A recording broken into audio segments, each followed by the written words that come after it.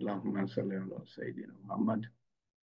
আলহামদুলিল্লাহ, আসসালাতু আসসালাম আলা রাসূলুল্লাহ সাল্লাল্লাহু আলাইহি ওয়াসাল্লাম। আসসালামু আলাইকুম ওয়া রাহমাতুল্লাহি ওয়া বারাকাতুহু। আশা করি আমার কথা শুনতে পাচ্ছেন আপনারা। শোনার কথা। তো আমরা আল্লাহ তাআলার অশেষ শুকরিয়া জানাই, আল্লাহ তাআলাকে অশেষ শুকরিয়া জানাই এবং রাসূলুল্লাহ সাল্লাল্লাহু আলাইহি সাল্লাম এর প্রতি অসংখ্য দুরূদ ও সালাম। আল্লাহর শুকরিয়া যখন আমরা আদায় করি, তখন আল্লাহ তাআলা তার নিয়ামত বাড়িয়ে দেন। কোরআন শরীফে আল্লাহ তাআলা বলছেন, তোমরা শুকরিয়া আদায় করো, শুকরগুজার হও, আমি নিয়ামত বাড়িয়ে দিব। শুকরগুজার হব আমরা শুধু আল্লাহর প্রতি না, আল্লাহ তাআলা যদি কোনো সাহায্য মানুষের মাধ্যমে আমাদের কাছে পৌঁছে থাকেন, তো মানুষকেও ধন্যবাদ জানাবো এবং আল্লাহর প্রতিও শুকরিয়া আদায় করব। কারণ সেই মানুষের মধ্যে আল্লাহ তাআলা ঢুকিয়ে দিয়েছেন যাতে আমাদের সাহায্য করে। তার মনের মধ্যে এই কথাটা আল্লাহ তাআলা না ঢুকালে এবং আল্লাহ তাআলার তৌফিক না দিলে একটা মানুষ সাহায্য করতে পারবে না আমাদেরকে। তো মানুষের প্রতিও আমরা শুকরগুজার হব, আল্লাহ তাআলার প্রতি অসীম শুকরগুজার। তারপর আল্লাহ বলছেন যে আমি নিয়ামত বাড়িয়ে দিব। তো আল্লাহ তাআলার থেকে নিয়ামত বাড়িয়ে নেওয়ার জন্য এটা একটা উপায়। আর আল্লাহর হুকুম মানা আরেকটা উপায়। সর্বোত্তম উপায় হলো আল্লাহর হুকুম মানা। আপনাকে অভাবের মধ্যে রাখবেন না আল্লাহ তাআলা। আমরা আল্লাহর সৃষ্টির বৈচিত্র্য সম্বন্ধে আলোচনা করছি। পৃথিবীকে ঘিরে আল্লাহর সৃষ্টির বৈচিত্র্য, সৌন্দর্য, জটিলতা, নিপুণতা এবং এর মধ্যে যে বিশেষ করে এর মধ্যে যে অসীম বৈচিত্র্য আছে সেটা নিয়ে আলোচনা করছি। বিভিন্ন জাতির সৃষ্টি আছে। এর আগে আমরা আলোচনা করেছি বিভিন্ন জাতি সৃষ্টি করেছেন আল্লাহ তাআলা। ফেরেশতা, তারপরে জিন, তারপরে মানুষ, তারপরে জন্তু জানোয়ার ইত্যাদি ইত্যাদি, বাঘ ভাল্লুক ইত্যাদি, পাখি, মৎস্য, গাছপালা, বিভিন্ন জাতি এবং এক এক জাতির মধ্যে বিভিন্ন প্রজাতি। যেমন পাখির মধ্যে 11-12 হাজার প্রজাতি আছে। প্রত্যেকটা প্রজাতির মধ্যে কোটি কোটি পাখি আছে। মানুষের মধ্যে বিভিন্ন জাতির মানুষ এবং প্রজাতির মানুষ, এবং এক এক জাতি বা প্রজাতির মধ্যে লক্ষ লক্ষ মানুষ, কোটি কোটি মানুষ। তো এটা হলো আল্লাহ তাআলার সৃষ্টির বৈচিত্র্যের দিক। তারপরে আমি সৌন্দর্য তুলে ধরার চেষ্টা করেছি, কত নিখুঁত, নিপুণ এবং জটিল আল্লাহর সৃষ্টি, সেটাও তুলে ধরার চেষ্টা করেছি। যেমন গতবার শেষের দিকে আমি বলছিলাম আমাদের শরীর সম্বন্ধে, এবং তারপরে বলছিলাম যে আমি হঠাৎ করে ওটা নিয়ে বলতে শুরু করি এবং সবকিছু আমি মনে করতে পারবো না, কিছু থেকে যাবে। তো পরে আমার মনে হলো কয়েকটা কথা, সেগুলা শেষ করে তারপরে আজকের যে 7 নম্বর পর্ব, যেখানে আমি জন্তু জানোয়ার সম্বন্ধে আলোচনা করব কিছু, সামান্য কিছু। কারণ এক একটা জন্তু ধরলে পরে অদ্ভুত। যেমন সবকিছু আপনি বাদ দেন, মশার সম্বন্ধে যদি বলতে শুরু করেন, মিনিমাম একটা হালকা লাগবে। পিঁপড়া সম্বন্ধে বলতে শুরু করেন, মিনিমাম দুটো হালকা লাগবে। পিঁপড়া পিঁপড়া, মৌমাছি একটা দুটো হালকা লাগবে। যতটুক যতটুক আমি সামান্য জানি সেটার উপর ভিত্তি করে আরো পড়াশোনা করলে আরো বার হবে। তো আমরা আর সামনে আগাতেই পারবো না। তো মানুষের সম্বন্ধে বলতে গিয়ে যা কিছু আমি বলেছি, যদি আপনি ছিলেন তো ছিলেন, আর যদি না থেকে থাকেন আমি সেটা আবার আর নতুন করে বলতে পারবো না। যেটুকু আমি বলি নাই আহ পরে মনে হয়েছে আমার, সেগুলা একটু তুলে ধরবো সংক্ষেপে। আমি শুরু করেছিলাম মাথার থেকে, চুল থেকে, তারপরে কপাল, তারপরে নাক, তারপরে এই মুখ, কান, চোখ, ঠোঁট, ভ্রু, তারপরে এই যে কি বলে এটাকে, গাল, আহ, তারপরে ঘাড় সম্বন্ধে, তারপরে হাত পা সম্বন্ধে, শরীর সম্বন্ধে, তারপরে পা সম্বন্ধে, এগুলো সম্বন্ধে কিছু আমি বলেছিলাম। দু একটা বাদ গিয়েছে সেখানে। আম, সেটার মধ্যে পড়ে আচ্ছা, মাথা সম্বন্ধে একটা কথা আমি বাদ দিয়ে গিয়েছি। সেটা হলো যে মাথা দেখেন একেবারে গোল না, কিন্তু একেবারে গোল ফুটবলের মতো গোল হলে কেমন লাগতো চিন্তা করেন। আল্লাহ তাআলা যে সৃষ্টি করেছেন, তার সৌন্দর্য দেখেন, এত সুন্দর করে সৃষ্টি করেছেন প্রত্যেকটা অঙ্গ প্রত্যঙ্গ। তার মধ্যে মাথাটা যদি একেবারে গোল হতো ফুটবলের মতো কেমন লাগতো। আচ্ছা, তারপরে আহ তারপরে আহ হ্যাঁ, নাক সম্বন্ধে বলেছি, যা বলার বলেছি। তার সাথে আমি যোগ করব একটা কথা, সেটা হলো যে নাক দিয়ে আমরা নিঃশ্বাস নিই, এবং এই যে বাতাস আমাদের চারিদিকে, তার মধ্যে বিভিন্ন ধরনের আহ দূষণ দূষিত বাতাস, ধুলাবালি উঠছে। আপনি আহ, সাধারণভাবে দেখবেন না, বিশেষ এক কাজে আপনি দেখতে পাবেন যখন আপনি নিজে আলোর মধ্যে নাই, কিন্তু আলোর রশ্মি পার হয়ে যাচ্ছে আপনার সামনে দিয়ে, আলোর রশ্মি যাচ্ছে, আর আপনি নিজে আলোর মধ্যে না।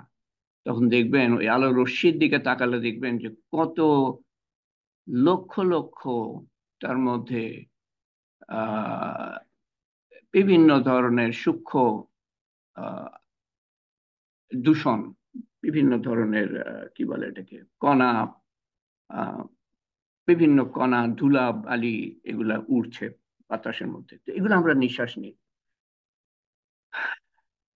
তো আল্লাহ তাআলা করেছেন কি, নাকের মধ্যে খুবই সরু সরু আহ চুল, চুলের মতো দিয়ে দিয়েছেন নাকের ওই চারিদিকে, যাতে করে আমরা যখন নিঃশ্বাস নিই তখন ওটা কিছুটা হলেও আহ আটকা পড়ে যায়, ধুলাকণা আটকা পড়ে যায়, এবং আহ, কিছুটা হলেও আমরা পরিষ্কার বাতাস ভিতরে নিতে পারি।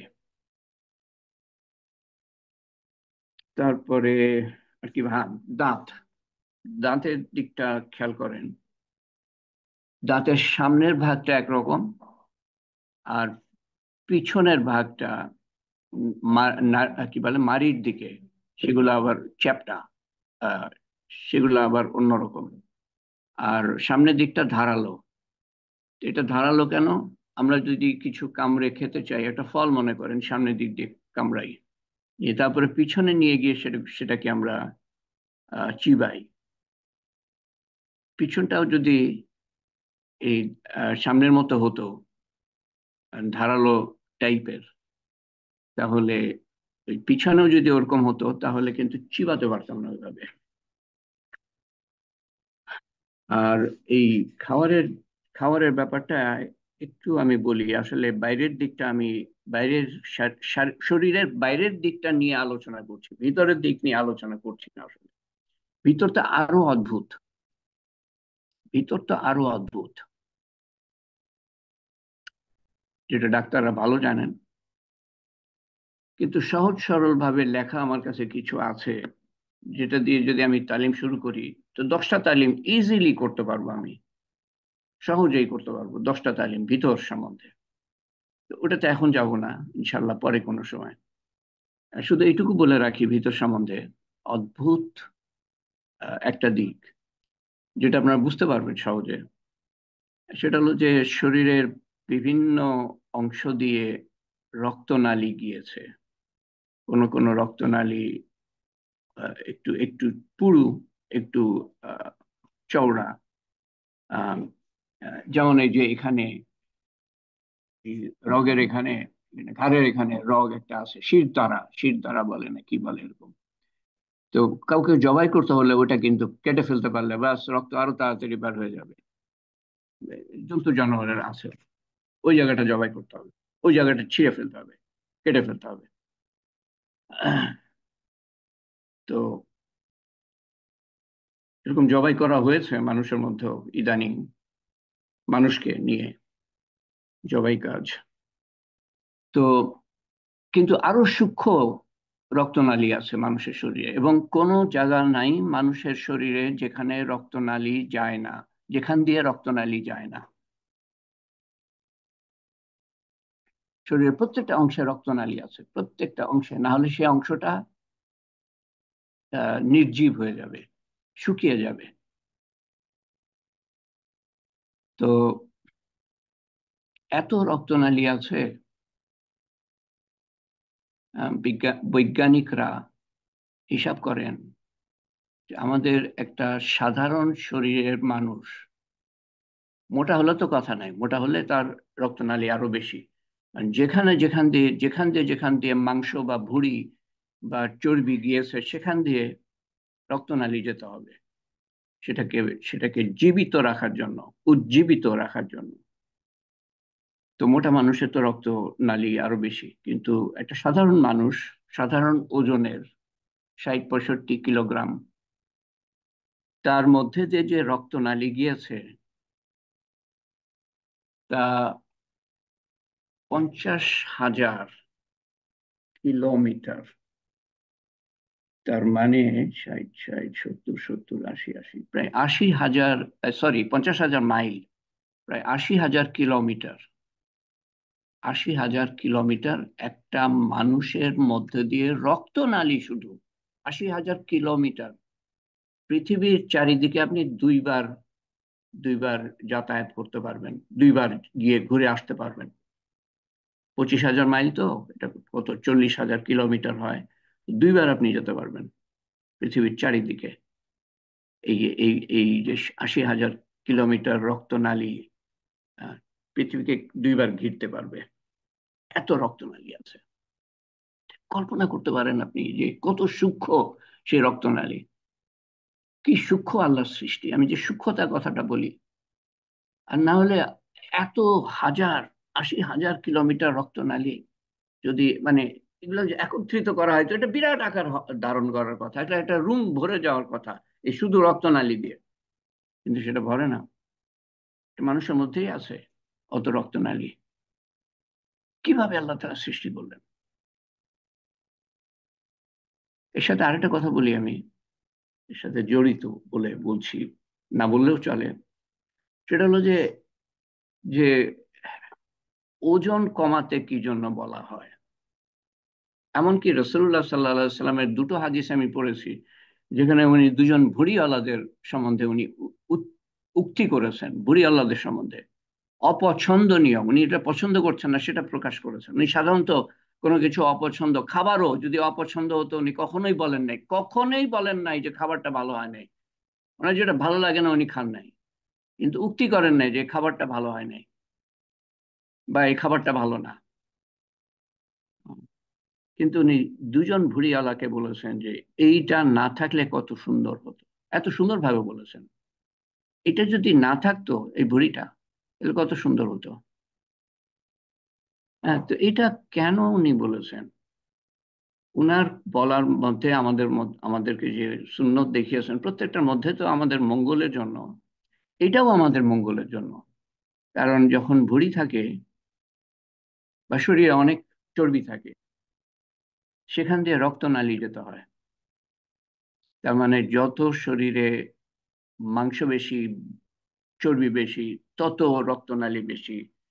আর সেই রক্তনালীতে রক্ত প্রচলন যাতে হয়, রক্ত যাতে চলে, সেটার জন্য হার্ট, আমাদের যে কি বলে হৃদয়, কে পাম্প করতে হয়, তত বেশি পাম্প করতে হয়, তত বেশি হৃদয় ক্লান্ত হয়ে যায়, এবং তত বেশি দেখবেন যে মোটা তাজা মানুষরা হার্ট ফেল করে সাধারণভাবে। এটা কোনো নিয়মের কথা আমি বলছি না, সাধারণভাবে। কারণ ওই যে তার হার্টটাকে বেশি পাম্প করতে হচ্ছে, বেশি কাজ করতে হচ্ছে, কারণ তার শরীরে বেশি রক্তনালী, এবং সারা জীবন পাম্প করতে করতে এক সময় আরো অন্যান্য মানুষের থেকে সাধারণভাবে আগে ক্লান্ত হয়ে পড়ে, হয়তো বা হার্ট অ্যাটাক হতে পারে। আর হ্যাঁ, খাবার সম্বন্ধে বলছিলাম, খাবার থেকে আবার রক্তনালীতে চলে গেলাম, ভিতরের কথা সম্বন্ধে কিছু বললাম, এরকম অনেক অদ্ভুত অদ্ভুত কথা আছে। তো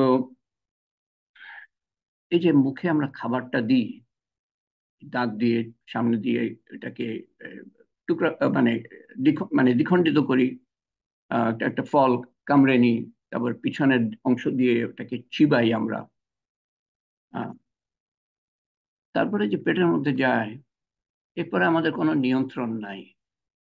ফলটাও আল্লাহ তৈরি করেছেন, খাবার, শাক সবজি, ভাত, ডাল, মাংস, মুরগি, যাই হোক, মাছ, আল্লাহ সৃষ্টি করেছেন, আল্লাহ দিয়েছেন, আল্লাহ ক্ষমতা দিয়েছেন, রিজিক দিয়েছেন, পৌঁছে দিয়েছেন আল্লাহ তালাই। বা আমার যে চাকরির টাকা দিয়ে কেনা, তো বা ব্যবসার অর্থ দিয়ে কেনা, তো সেই ব্যবসা বা চাকরি করার তৌফিকও আল্লাহ তালা দিয়েছেন, আমাকে সৃষ্টি করেছেন আল্লাহ তালা। তো যে রান্না যে করেছে তার মনের মধ্যে সেই ভালোবাসা ঢুকিয়ে দিয়েছেন, যাতে করে বা মনের ভাব ঢুকিয়ে দিয়েছেন, যাতে করে সে রান্না করে দিয়েছে। সব আল্লাহ তালাই করছেন, করাচ্ছেন, খাওয়াচ্ছেন আমাদেরকে। তো ওইটুক আমাদের নিয়ন্ত্রণে আছে, মুখে দেয়া পর্যন্ত আমাদের কিছুটা নিয়ন্ত্রণে আছে। তৌফিক আল্লাহ দিচ্ছেন, কিন্তু আমি মনে করি যে আমার পুরা নিয়ন্ত্রণ আল্লাহ তাআলা নিয়ন্ত্রণ দিয়েছেন, কিন্তু এটা আল্লাহ দিয়েছেন। তো মুখে দেওয়ার পরে, চিবানোর পরে, এই যে পেটের এই যে কি বলে, এই নালি দিয়ে আহ, যে ভিতরে গেল, এরপরে আপনার কোনো নিয়ন্ত্রণ আছে? এরপরে যত ওটাকে নিয়ে যাওয়া, ভিতরে পাকস্থলীতে নিয়ে যাওয়া, ওখানে অনেক সংমিশ্রণ হয়, মিক্সচার, খাবার, বিভিন্ন ধরনের খাবার খাচ্ছি আমরা, তার সাথে আবার আল্লাহ তাআলা ওই হজমি ধরনের একটা জিনিস, কেমিক্যাল ভিতরেই শরীরেই আহ, সৃষ্টি হয়, সেটা মিশিয়ে দেন, তারপরে একত্রিত হয়, তারপরে এটা একটা প্রসেসের মাধ্যমে, প্রক্রিয়ার মাধ্যমে ওইটা হজম হয়। ওই খাবার থেকে দেখেন শরীরের সমস্ত কিছু সৃষ্টি হচ্ছে, তৈরি করছেন আল্লাহ তাআলা। এই যে মগজ বলেন, আর হাড্ডি বলেন, আর রক্ত বলেন, আর মাংস বলেন, আর চর্বি বলেন, আহ শরীরের বিভিন্ন অংশে যাচ্ছে এবং বিভিন্ন কাজে লাগছে। ভিটামিন বলেন, আহ, শক্তি যেটাকে বলি আমরা, এনার্জি, ক্যালোরি, ওই খাবার থেকে হচ্ছে, আল্লাহ বানাচ্ছেন, এবং কিছুটা ওয়েস্ট হিসাবে চলে যায়। এই এই যে এই যে চামড়া সম্বন্ধে বলছিলাম, চামড়ার মধ্যে ছোট্ট ছোট্ট ছিদ্র আছে, সেই ছিদ্র দ্বারা ওই ইয়ের মতো বের হয়, এক ধরনের ওয়েস্ট, যেটা আর কাজে লাগে না শরীরে, সেগুলো বের হয়। এবং এই ছিদ্রগুলো দ্বারা আবার এক ধরনের নিঃশ্বাস নেওয়া হয় শরীরের জন্য, নিঃশ্বাসের মতো কাজ করে। এক একটা ছোট্ট ছোট্ট ছিদ্র শরীর থেকে বের হয়, ঘামের আকারে হোক বা অন্য আকারে হোক, শরীর থেকে বের হয়, যেগুলো প্রয়োজন নাই শরীরের, এবং পেশাব পায়খানার আকারে বের হয় ওই এক খাবারের থেকে। এটা আরেকটু অদ্ভুত ভাবে বুঝবেন যদি চিন্তা করেন। আমরা তো বিভিন্ন ধরনের খাবার খাই, একটা একটা গরু, ছাগল, মোষ, মোষ কি খায়? ঘাস বা খড়, খড় পানি দিয়ে হোক বা এমনি খড় খেতে পারে। ওই খড় থেকে বা ঘাস থেকে তার শরীরের সমস্ত কিছু হচ্ছে, যা কিছু বললাম আমি মানুষের শরীরের মধ্যে হয়, তার মধ্যে হচ্ছে। এবং সে দুধ দিচ্ছে, মলমূত্র, সমস্ত কিছু হচ্ছে, শরীরের যা প্রয়োজন, যা প্রয়োজন না সেটা বেরিয়ে যাচ্ছে শরীর থেকে, সেই সাথে দুধ দিচ্ছে। কোত্থেকে এই দুধ আসলো? খাবারের মধ্যে কোনো মানে সে খাচ্ছে কি খড় কি বলে, ঘাস খাচ্ছে বা বা খড় খাচ্ছে। এখানে দুধ কোত্থেকে আসলো? ভাই শরীরের মধ্যে যা কিছু হচ্ছে, রক্ত মাংস হাড্ডি, তার শরীরে যা প্রয়োজন, এই খড়ের মধ্যে ঘাসের মধ্যে আপনি কোথায় পাবেন এগুলা? আল্লাহ রে।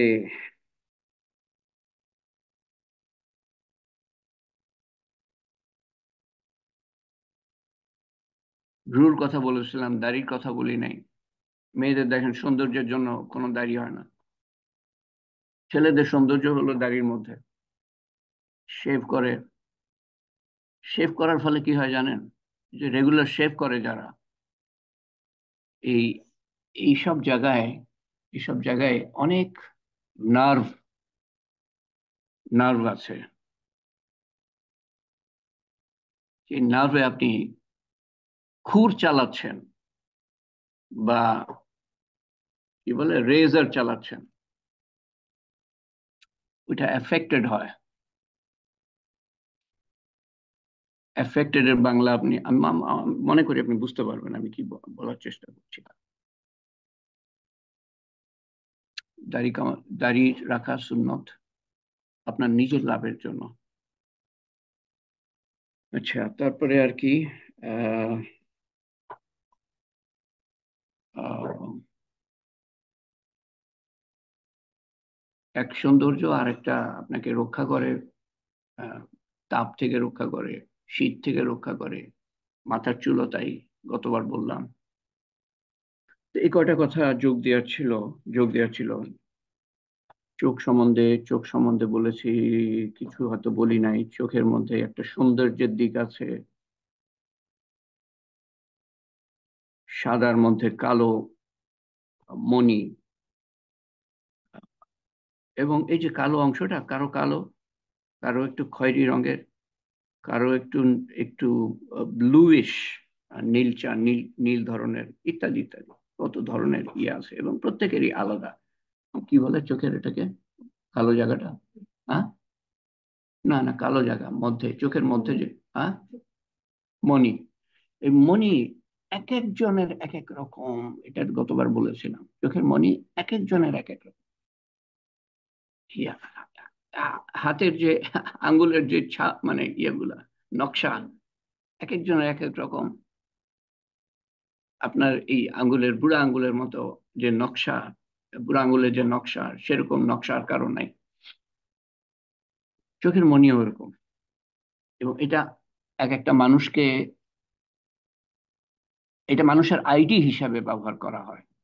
ID, identification. এবং চোখের, চোখের কাজটা হলো অদ্ভুত, অলৌকিক। হ্যাঁ, এর ভিতরের অংশে আমি যাচ্ছি না। হ্যাঁ, তারপরে আর কি বাদ গিয়েছে? হ্যাঁ, মানুষের মেরুদণ্ড সম্বন্ধে বলি নাই।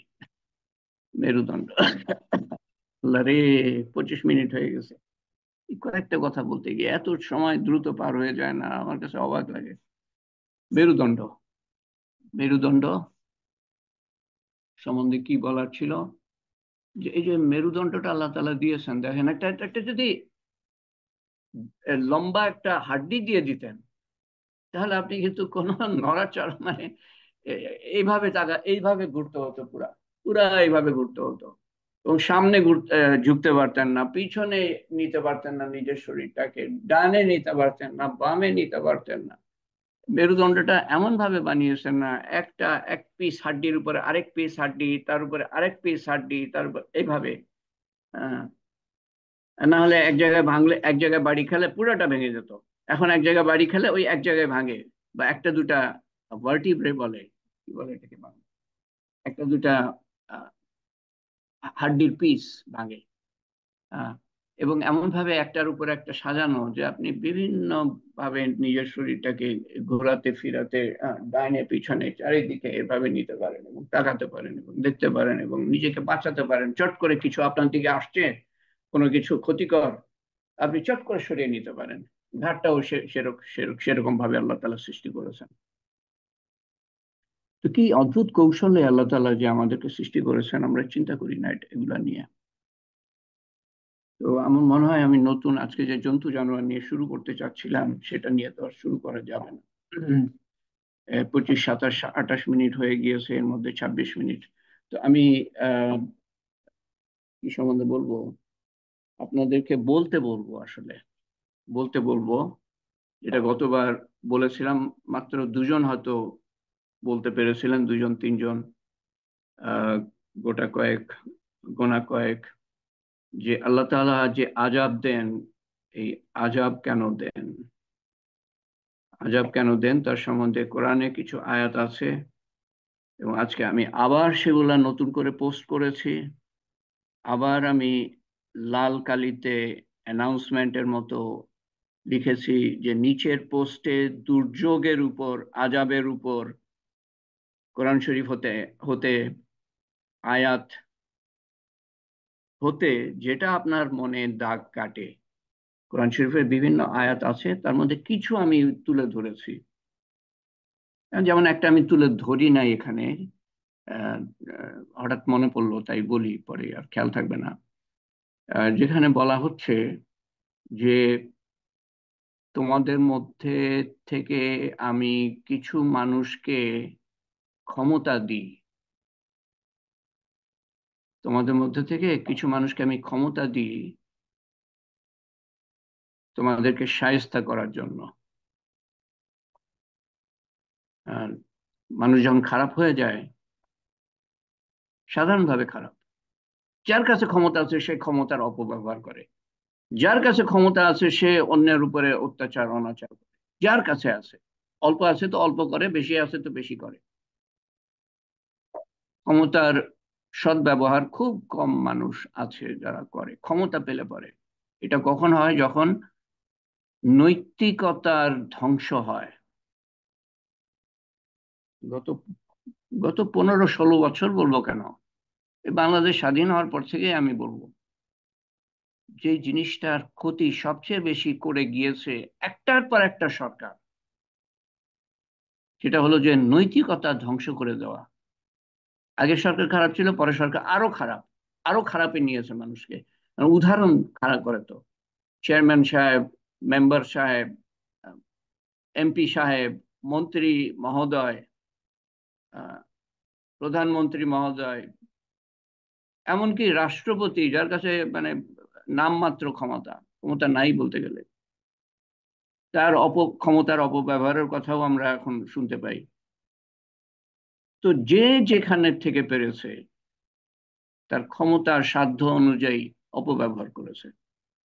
এটা কেন আল্লাহ তাআলা এই এই এই এই সুযোগ, মানে এরকম পরিস্থিতির সৃষ্টি করলেন? তো এই আয়াতে বলছে যে যখন মানুষ খারাপ হয়ে যায়, এটা আমি নিজের ভাষায় আমি বলছি, আহ, সহজভাবে, যখন মানুষ খারাপ হয়ে যায় তখন তাদেরকে শায়েস্তা করার জন্য আল্লাহ তাআলা এই খারাপ মানুষ থেকে কিছু খারাপ মানুষকে ক্ষমতা দেন, যাতে করে অন্যদেরকে শায়েস্তা করতে পারে, দুনিয়াতেই আযাব দিতে পারে, দুনিয়াতেই আযাব দিতে পারে। এটা এই যে আমি যে আয়াতগুলো পোস্ট করেছি তার মধ্যে এটা নাই। তো আপনাদের আমি বললাম যে নাহলে আপনারা চিন্তা করবেন যে এত খারাপই আল্লাহ তাআলা কেন হতে দিলেন। এই জন্য হতে দিলেন আমরা খারাপ, আমাদের শায়েস্তা করার জন্য। তার মধ্যে হ্যাঁ, ভালো মানুষও ক্ষতিগ্রস্ত হবে, এটাও হাদিসে বলা আছে। যেমন আল্লাহ তাআলা আযাব পাঠাবেন কোন জায়গায়, সেখানে খারাপ মানুষরাও আযাবের মধ্যে পড়বে, ভালো মানুষরাও আযাবের মধ্যে পড়বে, কিন্তু ভালো মানুষরা কিয়ামতের দিন আল্লাহর কাছে পুরস্কৃত হবেন। এবং খারাপ মানুষদের শাস্তি, বাকি শাস্তি যা আছে, দুনিয়াতে তো শাস্তি হলো, বাকি শাস্তি যা আছে, কে মনে করেন 10,000 মানুষকে খুন করলো, তো তার একটা যদি আহ মৃত্যুদণ্ড দেয়া হয়, তাকে একবার ফাঁসি দিয়ে আপনি ঝুলালেন, তো একটা যে খুন করেছে তার শাস্তি হলো আরো 9,999টা শাস্তির। খুনের শাস্তি কিভাবে হবে দুনিয়াতে? কিন্তু একবারই তাকে মারতে পারবেন। যেভাবেই মারেন, বাকি শাস্তি হবে আখেরাতে।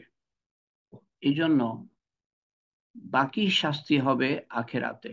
এই জন্য আল্লাহ তাআলা বিচার দিবস রেখেছেন, এটা হতে হবে বিচার দিবস।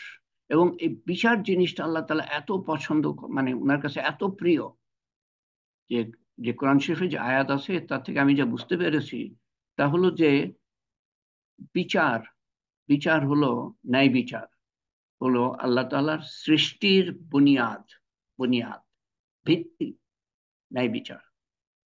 এবং এই ন্যায় বিচার করবেন বলে কালকে আমার কথাটা হঠাৎ মনে হলো, কিয়ামতের দিন কি হবে, যে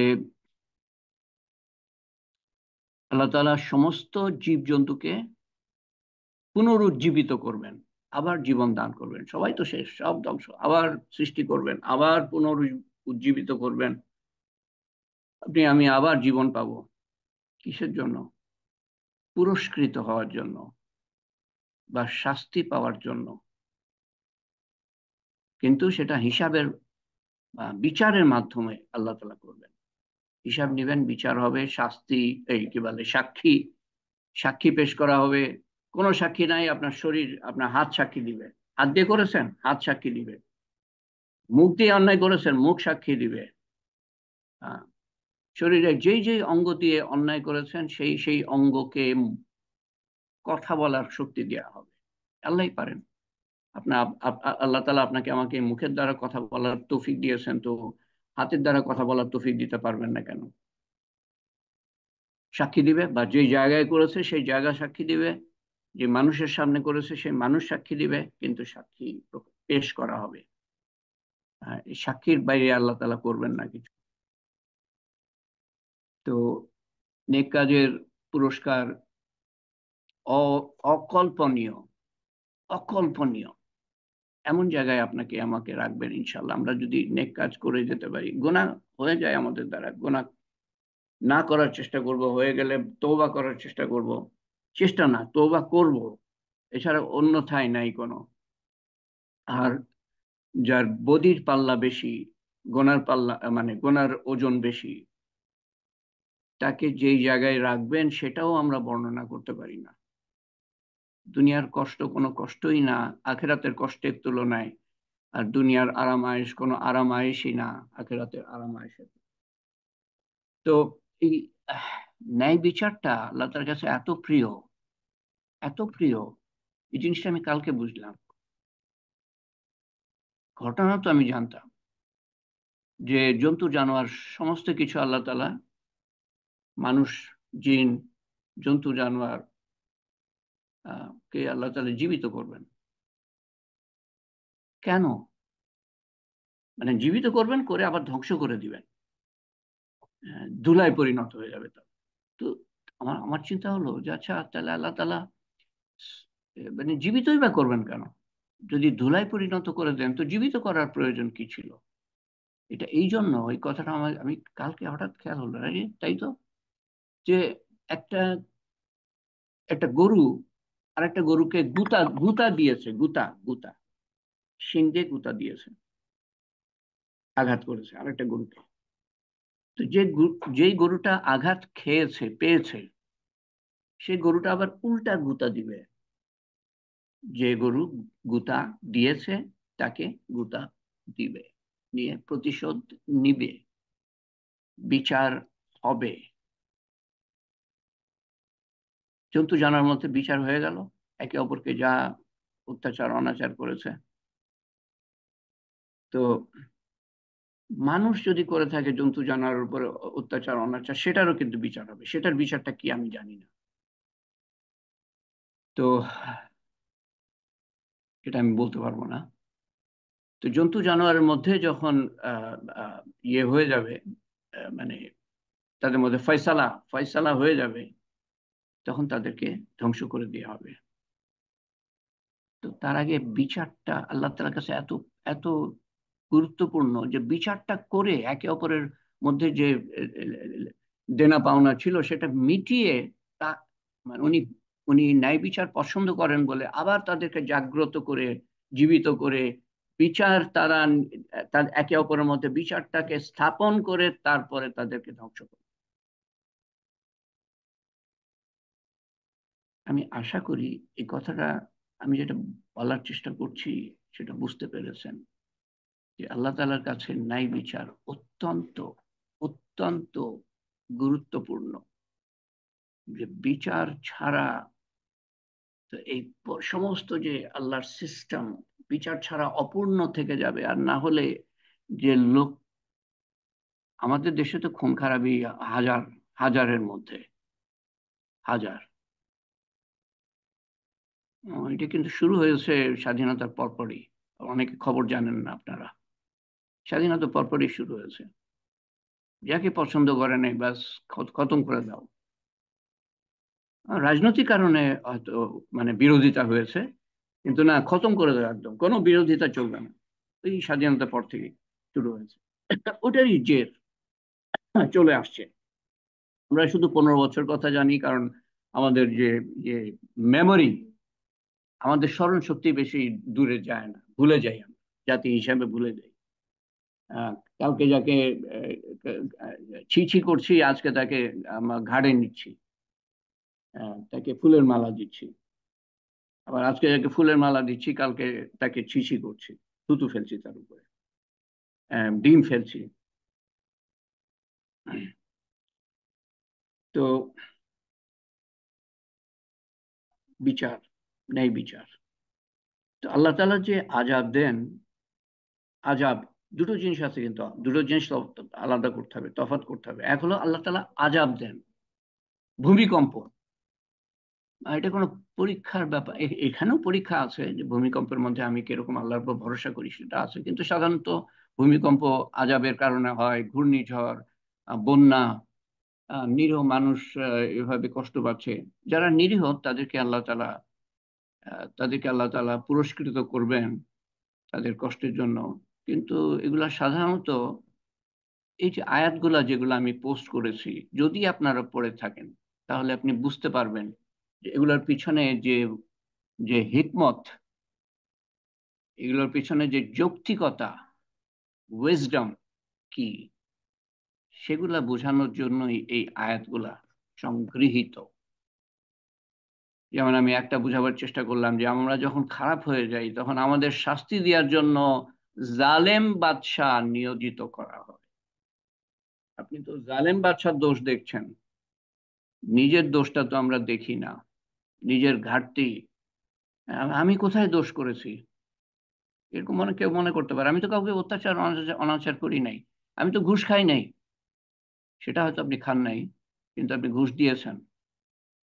সেটাও যদি না দিয়ে থাকেন, তো আপনার অন্যায়, অত্যাচার, অনাচার নিজের প্রতি যে হক সেটা হয়তো আদায় করেন নাই, চিন্তা করে দেখেন।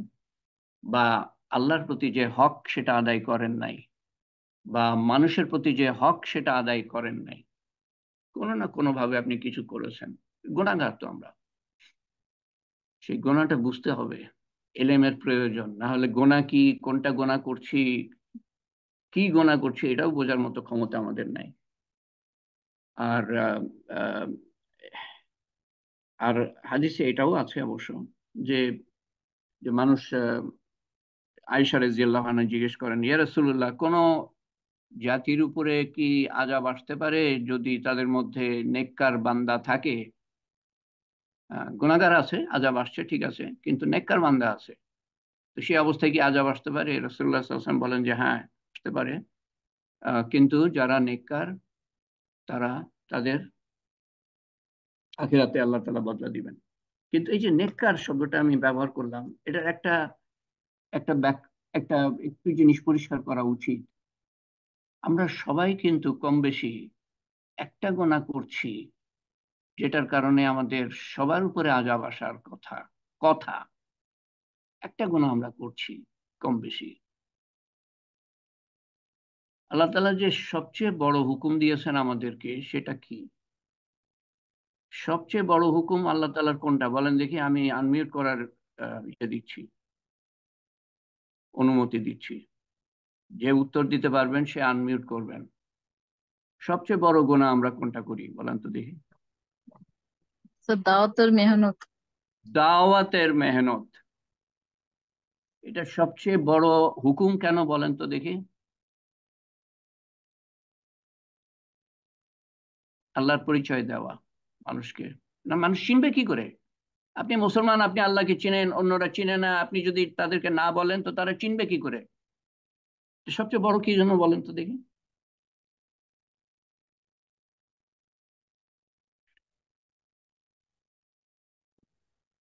আমরা নবীর দূত এই জন্য স্যার কি? আমরা নবীর দূত, আল্লাহ তাআলা বলছেন আমাদের সবচেয়ে আহ, আমাদের শ্রেষ্ঠ উম্মত হিসাবে আখ্যায়িত করেছেন আল্লাহ তাআলা। তারপরে কি কারণে আখ্যায়িত করেছেন, কি বলছেন আল্লাহ তাআলা? তোমরাই শ্রেষ্ঠ তোমরাই জাতি। শ্রেষ্ঠ। তোমরা শ্রেষ্ঠ জাতি। তারপরে মানব জাতির কল্যাণের জন্য তোমাদেরকে নির্বাচিত করা হয়েছে। কি জন্য শ্রেষ্ঠ? কি কাজ করলে তোমরা পরে সৎ শ্রেষ্ঠ? কাজের তোমরা সৎ কাজের আদেশ করবে এবং অসৎ কাজ থেকে দূরে থাকবে। অসৎ কাজ থেকে অসৎ কাজে বাধা দিবে, বাধা, নিজে তো দূরে থাকবে, বাধা দিবে। এখানে কোনো সন্দেহ আছে যে এই কাজের জন্য আল্লাহ তাআলা আমাদেরকে শ্রেষ্ঠ হিসাবে আখ্যায়িত করেছেন? কোনো সন্দেহ আছে কারো মনের মধ্যে? আপনি করেন আর না করেন, আমার প্রশ্নের উত্তরটা তো দিতে পারবেন। আল্লাহ তাআলা বলছেন তোমরাই জি না। শ্রেষ্ঠ, তোমরাই শ্রেষ্ঠ জাতি, মানব জাতির কল্যাণের জন্য নির্বাচিত। পছন্দ করে আল্লাহ তাআলা আপনাকে, যাচাই বাছাই করে আল্লাহ তাআলা আপনাকে এই উম্মতের মধ্যে নিয়েছেন। নাহলে আগের উম্মতে নিতে পারতেন, বা মানে কাফের হিসাবে আপনাকে সৃষ্টি করতে পারতেন, বা জন্তু জানোয়ার হিসাবে সৃষ্টি করতে পারতেন, শিয়াল কুকুর বিড়ালের মতো সৃষ্টি করতে পারতেন, করেন নাই। সবচেয়ে শ্রেষ্ঠ নবীর সবচেয়ে শ্রেষ্ঠ উম্মত হিসাবে আপনাকে পাঠিয়েছেন।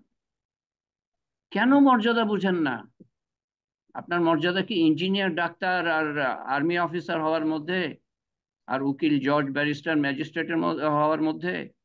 না, জিজ্ঞাসাও করা হবে না। চোখ চোখ যখন বন্ধ হবে না, কবরে যখন ফেলা হবে, জিজ্ঞাসাও করা হবে না যে তুমি কি জজ ছিলা, না ব্যারিস্টার ছিলা, না ম্যাজিস্ট্রেট ছিলা, না জেনারেল ছিলা, না এমপি ছিলা, না চেয়ারম্যান ছিলা।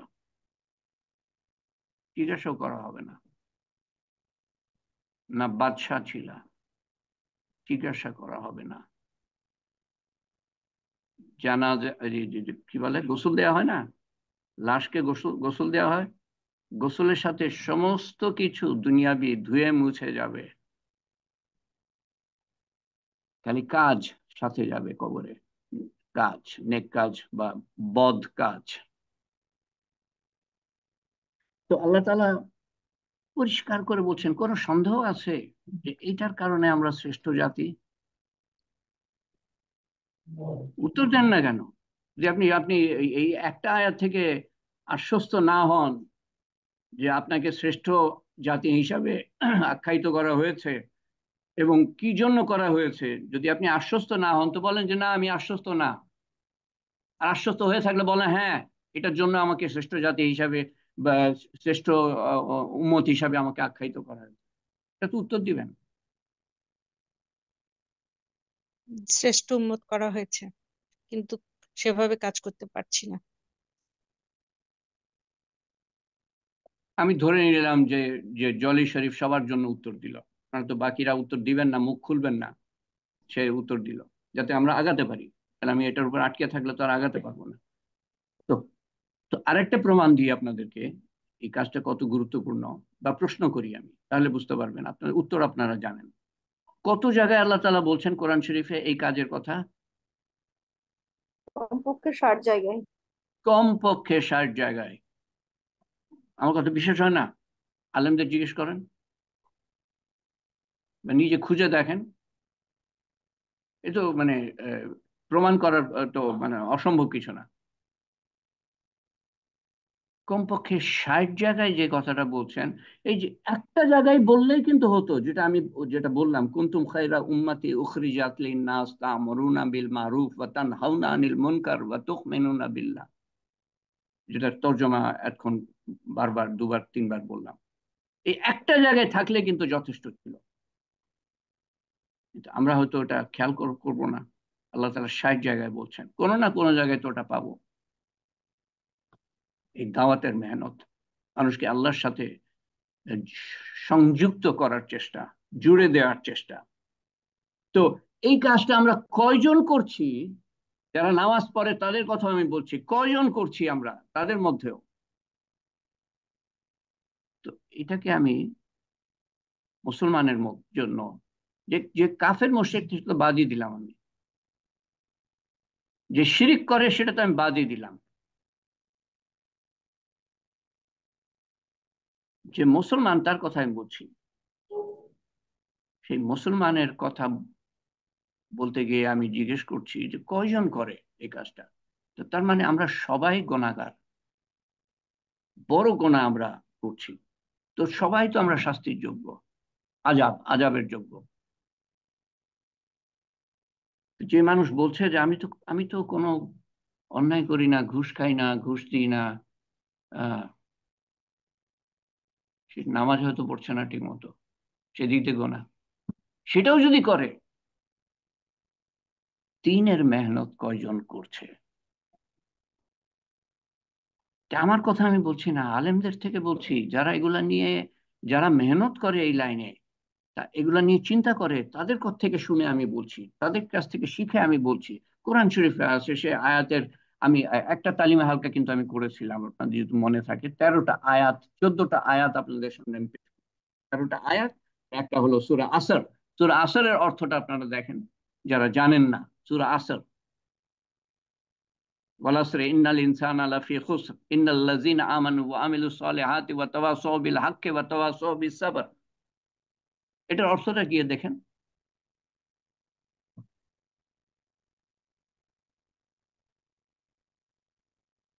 3 নম্বর আয়াতের অর্থটা, সবাই ক্ষতির মধ্যে। 4টে কাজ যে ব্যক্তি করে সেই ব্যক্তি ছাড়া সবাই ক্ষতির মধ্যে, সমূহ বিপদের মধ্যে। তার মানে যে কোনো সময় আজাব আসতে পারে। ঈমান, নেকামল, হকের দিকে, ভালোর দিকে ডাকা, আল্লাহর দিকে ডাকা।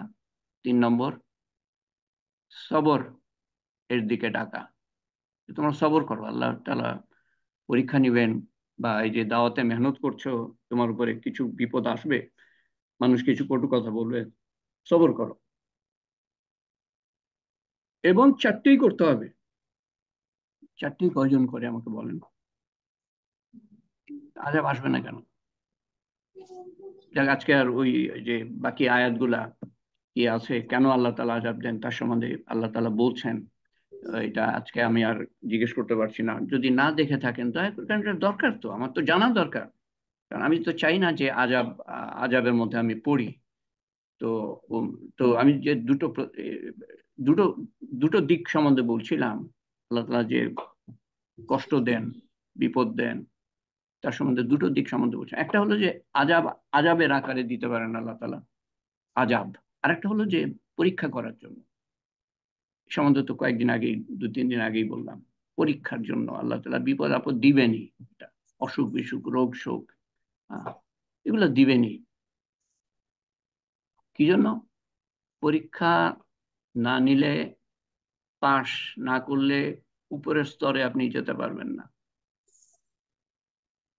কিন্তু আল্লাহ তাআলা উপরের স্তরে নিতে চান, সেজন্য নবীরা পরীক্ষা দিয়েছেন, একের পর এক। সবচেয়ে বেশি কষ্ট করেছেন নবীরা। তা আপনি আমি কিসের কি ছাড় ছাড় পাবো? আমাদেরও পরীক্ষা দিয়ে উপরে যেতে হবে। আমরা তো চাই না নিচে পড়ে থাকতে। আমরা তো চাই না বেহেশত পেলেও সবচেয়ে নিম্ন শ্রেণীর বেহেশতে আমরা আমরা পাই। আমরা তো দুনিয়াতে যেমন বড় বিল্ডিং, দালান, কোঠা, প্রাসাদ চাই, গাড়ি বাড়ি, কাপড় চোপড়, এবং যত আসবাবপত্র বাড়ির মধ্যে আরো বেশি চাই, আরো বেশি, আরো বেশি। তো আখেরাতে চাইবো না কেন? যেটা অনন্তকাল থাকবে। দুনিয়া তো আজকে আছে কালকে নাই।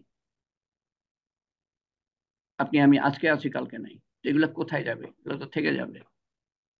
আখেরাতে চান, আখিরাতে জান্নাতুল ফেরদৌস চান। যাক, আমি বেশি বলে ফেললাম, অন্য দিনের মতোই। এর লিস্টে প্রথমেই আছে ওয়াহিদা বানু, তার সাথে যোগ করছি মনোয়ারা সুলতানা এবং নজরুল ইসলামকে আল্লাহ তাআলা সুস্থ করে দেন, সালেহা বেগম কে সুস্থ করে দেন। আমাদের মিয়া ভাই জনাব নাসির আহমেদ, উনি আগের থেকে আবার একটু অসুস্থ, বেশি এমনিতেই অসুস্থ, তো আল্লাহ তাআলা ওনাকে সুস্থ করে দেন। আরিফিন আহমেদকে, এনামুল হক সাহেবকে, আসিফ কুরেশিকে, এবং আসিফ কুরেশির ও নিজেই অসুস্থ, আসিফ কুরেশির আহ, নাম আমি প্রত্যেকদিন নিয়ে থাকি। তো তার বোনের আল্লাহ তাআলা আহ, সুস্থতার ব্যবস্থা করেন, এবং তার ভাইয়ের ছেলে, যার কথাই বললো সে, আল্লাহ তাআলা জানেন, এবং আল্লাহ তাআলা যেন সুস্থ করে দেন, সদয় হন, সহায় হন। আম, এবং আল্লাহ তাআলা আরো যারা অসুস্থ আছেন, লুৎফুর রহমানের ভাই তানজিমের অবস্থা জানি না বর্তমানে কেমন, আহ, আল্লাহ তাআলা সুস্থ করে দেন সম্পূর্ণ, এবং এজাজকে সুস্থ করে দেন। আর তাইতেনজির ভুঁইয়ার মনের চাওয়া পুরো পুরা করে দেন, শরীফুদ্দিন পিকুর মনের চাওয়া পুরা করে দেন, সাদিয়া আফরিনের মনের চাওয়া আল্লাহ তাআলা পুরা করে দেন, আমাদের সবার মনের চাওয়া আল্লাহ তাআলা পুরা করে দেন। আল্লাহুম্মা আমিন। আল্লাহুম্মা সাল্লি আলা সাইয়্যিদিনা মুহাম্মদ জাযাল্লাহু আন্না মুহাম্মাদান সাল্লাল্লাহু আলাইহি ওয়াসাল্লাম মা হুয়া আহলুহু।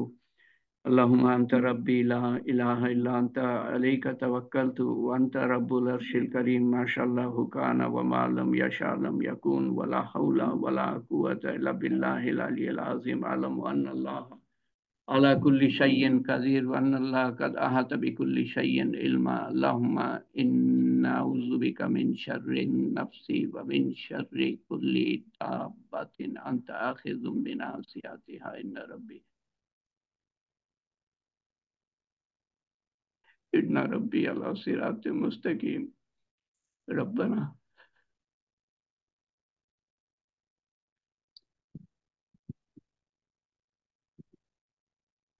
ربنا آتنا في الدنيا حسنة وفي الآخرة حسنة وقنا عذاب النار.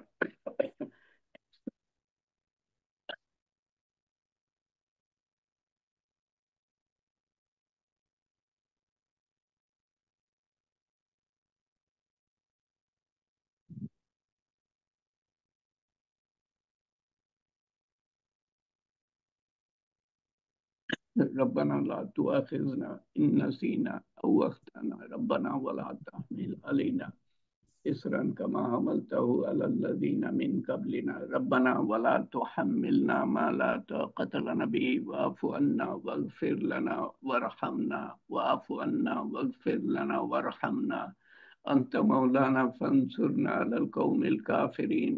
أنت مولانا فانصرنا على القوم الكافرين. أنت مولانا فانصرنا على القوم الكافرين.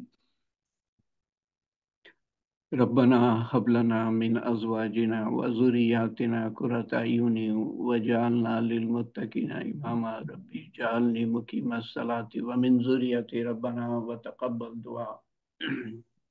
اللهم أجرنا من النار. اللهم أجرنا من النار. اللهم أجرنا من النار. اللهم إنا نسألك الجنة.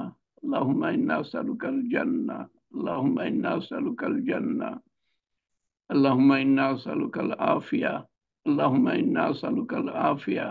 اللهم إنا نسألك العافية.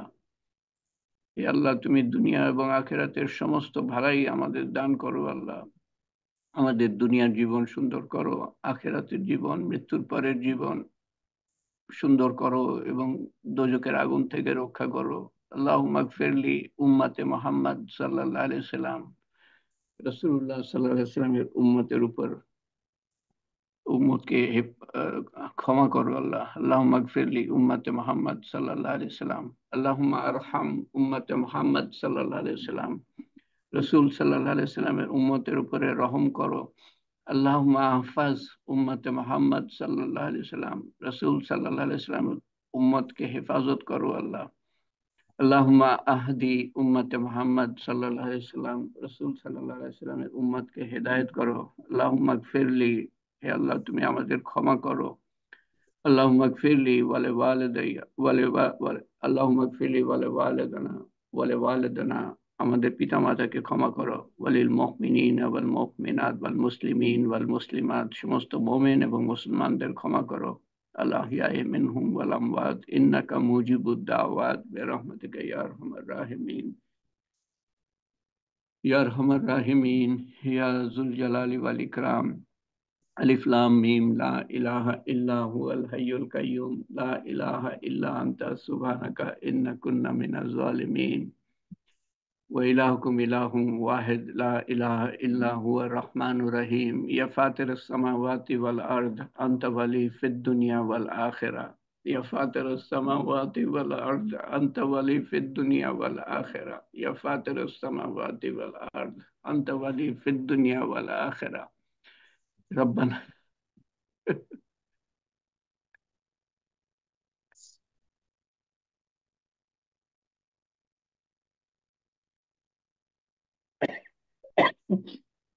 ربنا آتنا في الدنيا حسنة وفي الآخرة حسنة وقنا عذاب النار يا فاطر السماوات والأرض أنت ولي في الدنيا والآخرة يا فاطر السماوات والأرض أنت ولي في الدنيا والآخرة يا فاطر السماوات والأرض أنت ولي في الدنيا والآخرة হে পাক পরবর্তীগার, তুমি দুনিয়া এবং আখিরাতের উত্তম অভিভাবক, কেয়ারটেকার আল্লাহ। তোমার থেকে উত্তম কেয়ারটেকার কেউ নাই আল্লাহ। তোমার তোমার থেকে তুমি রক্ষাকারী আল্লাহ, তুমি দয়াশীল আল্লাহ, তুমি ক্ষমাশীল আল্লাহ, তুমি হেদায়েতকারী আল্লাহ। তোমার রহমত এবং মাগফিরাত এবং হেফাজত এবং হেদায়েতের চাদরে আমাদের আবৃত করো আল্লাহ, এবং সমস্ত আমাদের সবাইকে, আমাদের আত্মীয় স্বজনকে আল্লাহ, এবং আমাদের দেশবাসীকে, আমাদের উম্মতকে আবৃত রেখো আল্লাহ, আমাদের ভবিষ্যৎ বংশধরকে আবৃত রেখো আল্লাহ, আমাদের ভবিষ্যৎ বংশধর কিয়ামত পর্যন্ত যারা আসবে, এবং আমাদেরকে রক্ষা করো শয়তানের ধোঁকা, নফসের তাড়না, মানুষের কুমন্ত্রণা, দুনিয়ার মারাত্মক আকর্ষণ থেকে প্রতিটা মুহূর্তে, এক মুহূর্তের জন্য আমাদের ছেড়ে দিও না আমাদের শত্রুর হাতে আল্লাহ। এবং আমাদেরকে তুমি তুমি তোমার সন্তুষ্টির আগে, ক্ষমার আগে, সন্তুষ্টির আগে, ইসলামে দাখিল হওয়ার আগে, তোমার হুকুম পালন করার আগে, নবী সাল্লাল্লাহু আলাইহি ইসলামের সুন্নতের উপর ওঠার আগে দুনিয়ার থেকে নিও না আল্লাহ, এবং যখন নিবা উত্তম দিনে, উত্তম ক্ষণে, উত্তম স্থান হতে নিও আল্লাহ, কলেমা সহ, এবং শয়তানের শেষ চেষ্টা ব্যর্থ করে দিয়ে আল্লাহ, এমন অবস্থায় যখন তুমি ফেরেশতার কাছে আমাদের জন্য গর্বিত। হে পাক পরওয়ারদিগার, এবং আমাদেরকে সেই অবস্থায় পৌঁছানোর জন্য সেই পথে রেখো, সরল পথে, যেই সরল পথ আমরা নামাজের মধ্যে প্রত্যেক রাকাতে চাই তোমার কাছে। ইহদিনাস সিরাতাল মুস্তাকিম, সেই সরল পথে রেখো, যেই সরল পথ যে কোনো বেহেশতে না, জান্নাতুল ফেরদৌসে গিয়ে ঠেকেছে আল্লাহ, সেই সরল পথে রেখো আল্লাহ, অধিষ্ঠিত রেখো, প্রতিষ্ঠিত রেখো। আমরা যদি পিছলে যাই, আমাদেরকে ওঠার তৌফিক দিও, মাফ চাওয়ার তৌফিক দিও আল্লাহ, আমাদের জীবনের সমস্ত গুনাহ খাতা মাফ করে দিও, এবং অতীতের গুনাহ মাফ করো, ভবিষ্যতের গুনাহ মাফ করো। মাফির উপরে যেন আমরা থাকতে পারি, চলতে পারি আল্লাহ। গুনাহ আমাদের দ্বারা হয়ে যায় আল্লাহ, আমরা করতে চাই না, হয়ে যায় আল্লাহ। তুমি আমাদেরকে গুনাহ থেকে দূরে রাখো, যেমন পূর্ব থেকে পশ্চিম দূরে রাখো। হে পাক পরওয়ারদিগার, পিছলে পড়লে সেই রাস্তা থেকে তুমি আমাদের আবার ওঠার তৌফিক দিও আল্লাহ, এবং তোমার সাথে সম্পর্ক যেন আমরা সবসময় বজায় রাখতে পারি, পুরা দিনে যেন আমরা প্রবেশ করতে পারি, আরো বেশি করে ধাপে ধাপে আগাতে পারি, পুরা দিন যাতে জানতে পারি এলেম এলেম শিক্ষার মাধ্যমে, সেই তৌফিক আমাদের দান করো আল্লাহ। পুরা দিন কি আমরা জানি না, তারপরেও মনে করি জানি, এবং সেই জন্য তালিমের হালকায় আসে না যারা, তারা আসে না, কারণ তারা মনে করে তারা জানে তোমার হুকুম কি, তোমাকে চেনে, তোমার হুকুম কি জানে, কিন্তু জানে না। সেই জানে না, সেটাও জানে না। অজ্ঞতা আমার, আমি জানি না, তাই এলেম শিক্ষা করি না, তাই অজ্ঞ থেকে যাই। দুনিয়ার অনেক কামাই, বিভিন্ন ভাবে কামাই করি, সব ধরনের কামাই করি, কিন্তু তোমার সাথে সম্পর্ক গড়া হয় না। হঠাৎ করে চলে যায় কত মানুষ। আল্লাহ তাদের কাছে দিন পৌঁছানোর তৌফিক দিও, আমরা নিজেরা যেন শিখতে পারি এবং অপরকে শিখাতে পারি। আল্লাহ, যেটার কারণে আমাদেরকে শ্রেষ্ঠ উম্মত হিসাবে আখ্যায়িত করেছো, সেটা না করার কারণে আমরা সবচেয়ে বড় গুনাহ করছি বলে আমি আলেমদেরকে বলতে শুনেছি। আল্লাহ, এই গুনাহ থেকে আমাদেরকে পরিত্রাণ দিও। আল্লাহ, সেই কাজটা করলে পরে আমাদের ঈমান মজবুত হতে থাকবে। আল্লাহ, সেই জিনিসটা আমরা বুঝি না, আমাদের সেই বুঝটা দিও। আমল সুন্দর হতে থাকবে, সেই বুঝটা দিও। আল্লাহ, তোমার প্রতি সমস্ত দায়ী দায়িত্ব যেন আমরা পালন করতে পারি, তোমার বান্দাদের প্রতি সমস্ত দায়ী দায়িত্ব পালন করতে পারি। যেসব দায়ী দায়িত্ব আমরা পালন করি নাই বা কারোর প্রতি অন্যায় করেছি, অন্যায় আচরণ করেছি, আল্লাহ তুমি তাদেরকে তোমার তরফ থেকে খুশি করে দিও, যাতে করে তারা আমাদেরকে মাফ করে দেয় এবং কিয়ামতের দিন আমরা বেঁচে যেতে পারি। আল্লাহ, তোমার তরফ থেকে খুশি করে দিও। আল্লাহ, এবং আমরাও যেন মাফ চেয়ে নিতে পারি যাদের প্রতি অন্যায় করেছি। আল্লাহ, হে পাক পরওয়ারদিগার, তুমি আমাদেরকে, আমাদের মনের নেক হাজত পুরা করে দিও। আল্লাহ, আমাদের বিপদ আপদ দূর করে দিও। আল্লাহ, আমাদের অসুখ বিসুখ সুস্থতায় পরিণত করে দিও। আল্লাহ, আমাদের দেশের বিপদ দূর করে দিও। আল্লাহ, আমাদের আহ, আমাদের দেশের স্বাধীনতার জন্য যারা জান দিয়েছে তাদেরকে, তাদেরকে তুমি শহীদের দরজা দান করো। আল্লাহ, যারা আহত আহত বা যাদের কোনো খবর নাই, আল্লাহ তুমি তাদের দেখভাল করো। আল্লাহ, তাদের আহতদের সুস্থতা দান করো। আল্লাহ, তাদের পুরা পূর্ণ বদলা দিও। আল্লাহ, তাদের কোরবানির জন্য। আল্লাহ, এবং দেশের কর্ণধার, তাদেরকে তুমি হেদায়েত করো, আমাদের প্রত্যেককে হেদায়েত করো। আল্লাহ, আমরা রাতারাতি রেজাল্ট চাই, আমরা ফলাফল চাই রাতারাতি।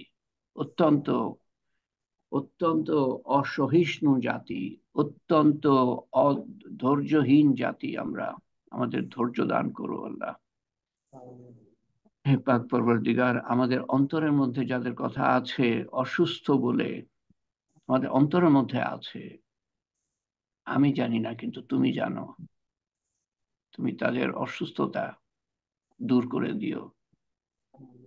কারো বিপদ থাকলে, আত্মীয় স্বজনের মধ্যে কারো বিপদ থাকলে তুমি সেই বিপদও দূর করে দিও। সমস্ত মানুষের বিপদের জন্য, বিপদ দূরীকরণের জন্য আমরা দোয়া করি। আল্লাহ, তোমার ক্ষমতার বাইরে তো কিচ্ছু না। আল্লাহ, সবার সমস্যার সমাধান করে দেওয়া তোমার জন্য কিচ্ছু না। আল্লাহ, মুহূর্তের মধ্যে তুমি করে দিতে পারো। যারা অন্নহারা, বস্ত্রহারা, গৃহহারা, দিশাহারা, পথহারা, কন্যাদায়গ্রস্ত, ঋণগ্রস্ত, অভাবগ্রস্ত, জুলুমগ্রস্ত কত মানুষ আছে, শুধু আমাদের দেশে না, পৃথিবীর আনাচে কানাচে জুলুমগ্রস্ত মানুষ, বিভিন্নভাবে জুলুমগ্রস্ত। তুমি তাদের জুলুম দূর করে দিও। আল্লাহ, তুমি ছাড়া কেউ পারবে না, কেউ পারে না, কারো ক্ষমতা নাই, তুমি ছাড়া কোনো ক্ষমতাই নাই। আল্লাহ, কোনো কিছুর কোনো ক্ষমতা নাই। তুমি যে ক্ষমতা দাও সেই ক্ষমতার জোরেই মানুষ চলে, বা কোনো বস্তু ক্ষমতা পায়, সূর্য ক্ষমতা পায়, তারা ক্ষমতা পায়। পরবর্তীকার, তোমার দিনের মেহনতের জন্য যারা মেহনত করছে, তোমার তোমার দিন উঁচু করার জন্য যারা মেহনত করছে, তাদের মেহনত কবুল করো, তৌফিক বাড়িয়ে দিও। আমাদের এই ছোট্ট প্রয়াস কবুল করে নিও, কিয়ামত পর্যন্ত জারি রেখো। কেমন করে জারি থাকবে সেটা তুমি জানো। আল্লাহ, কিন্তু কবুল করে নিও। আল্লাহ, আমাদেরকে কবুল করে নিও, আমাদেরকে কবুল করে নিও। আল্লাহ, আমাদেরকে কবুল করে নিও। আমাদের মনের আশা আকাঙ্ক্ষা যা পৃথিবীর জন্য মঙ্গলজনক হবে, তা তুমি কবুল করে নিও। যা মঙ্গলজনক হবে না কিন্তু আমরা চাচ্ছি, তার বদলা আখেরাতে দিও, এবং আখেরাতের জন্য যা কিছু চাইবো তার থেকে বেশি দিও। তোমার শান মতো চাওয়া হয় নাই, তোমার শান মতো চাওয়া হবে না কখনো। তোমার শান মতো দান করো। তোমার শান মতো হেফাজত চাওয়া হয় নাই, তোমার শান মতো হেফাজত করো। তোমার হাবিব সাল্লাল্লাহু আলাইহি সাল্লাম যা কিছু চেয়েছিলেন আমরাও তাই চাই। তোমার হাবিব সাল্লাল্লাহু আলাইহি সাল্লাম যা কিছু থেকে পানা চেয়েছিলেন আমরাও তার থেকে পানা চাই। ইয়া কাজিউল হাজাত, ইয়া রাফিউদ দারাজাত, ইয়া হালালাল মুশকিলাত, ইয়া মুজিবুদ দাওয়াত বিরহমাতিকা নাস্তাগীস, ইয়া আউয়ালাল আউয়ালিন, ইয়া আখিরাল আখিরিন, ইয়া আকরামাল আকরামিন, ইয়া আরহামার রাহিমিন, ইয়া রাহিমাল মাসাকিন, ইয়া জিল কুওয়াতাল মাতিন। ربنا تقبل منا إنك أنت السميع العليم وتب علينا إنك أنت التواب الرحيم سبحان ربك رب العزة عما يصفون وسلام على المرسلين والحمد لله رب العالمين وحده لا إله إلا الله محمد رسول الله صلى الله عليه وسلم